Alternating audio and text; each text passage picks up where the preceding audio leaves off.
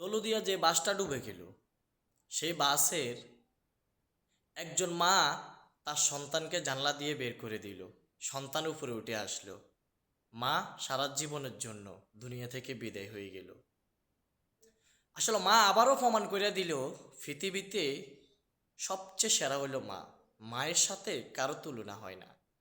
মা সন্তানকে রক্ষা করে মা চলে গেল দুনিয়া থেকে। সন্তানকে বের করে দিল যেন সন্তানটা বাঁচতে পারে। এই সন্তানের অসহায় কান্না দেখে বাংলাদেশে এমন কোনো মানুষ কাঁদে নাই। ভিডিওটা যতবার সামনে আসে অতবারে কলিজা সহ কেঁপে ওঠে যে আমার আম্মু আমাকে বের করে দিছে, আমার আম্মু আসতে পারে নাই। ছেলেটা হাউমাউ করে কাঁদতেছে যে মা আমাকে বাঁচায়, তুমি কেন চলে গেছো। আসলে আমরা অনেকজনেই বুঝি না পৃথিবীতে সত্যি মায়ের উপরে কোনো কিছুই নেই। কারণ মা সন্তানের জন্য হাজারবার বাজি ধরতে পারে, তবে সন্তানরা পারে না। এখানে আমরা লজ্জিত। এগুলা দেখে আমাদের অনেক কিছু শেখা উচিত। আর বাসটা যখন ডুবে যাচ্ছে সবাই ভিডিও নিয়ে ব্যস্ত। চাইলে কিন্তু আরো অনেক মানুষকে বাঁচাতে পারত, তবে কেউ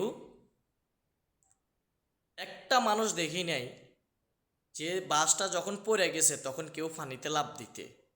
চাইলে কিন্তু সাথে সাথে নৌকা নিয়ে কেউ ঝাঁপ দিয়ে, বাসটা কিন্তু সাথে সাথে তার ডুবে যায় না, পরনের সাথে সাথে আস্তে আস্তে ডুবছিল।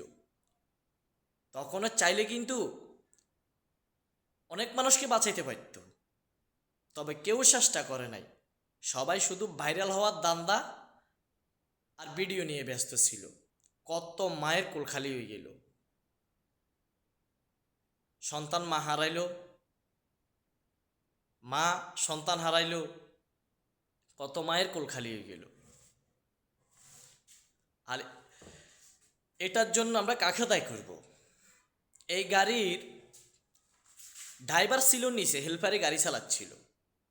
সেই ড্রাইভার পর্যন্ত দেখে সাথে সাথে স্ট্রোক করে মারা গেছে। সেই ড্রাইভারও স্ট্রোক করে মারা গেছে যখন হেল্পারে গাড়ি কন্ট্রোল করতে পারে না। হেল্পার তো মারা গেছে, তবে হেল্পারটা চাইলে বাঁচতে পারতো।